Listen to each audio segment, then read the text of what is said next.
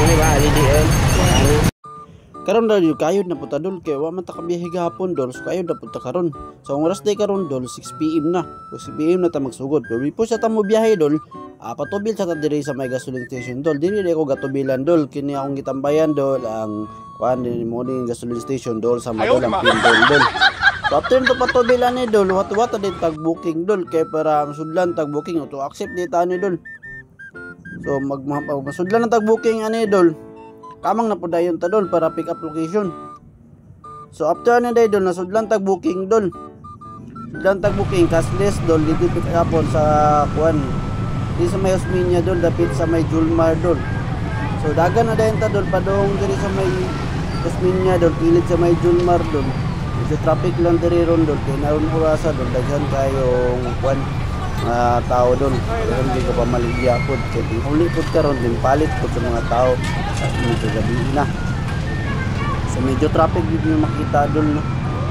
So padong natagpugon ani doon. Para pick up na to sa atong first passenger doon. Dabot na ko dire doon. Ako din tawagan doon.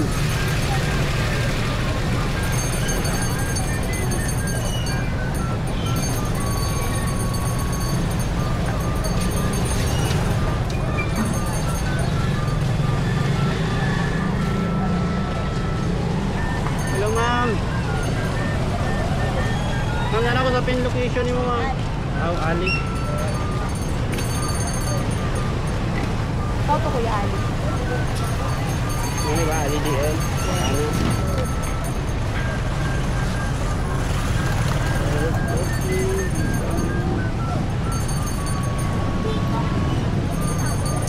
Sakay doon sa itong pasayro doon, dito na dahil na doon, gamang na dito doon, padong dito sa ilang i-drop location doon. So dili kayo layo ang i-drop location doon, ani doon, kaya drop location nga ni doon, nahandan niya sa may isa ng mall doon.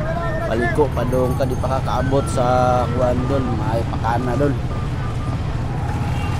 So diretso na dahil ta dito doon, para sa i-drop location doon, medyo traffic doon diri sa Kugon karong orasa doon, so nakita yun ninyo doon, dagan yung mga sakyanan yung karon doon, kaya narong orasa doon, alas 5 to alas 7, dol traffic din na dire nga kuadol oras dol kay uli na sa mga kuadol mga trabante dol.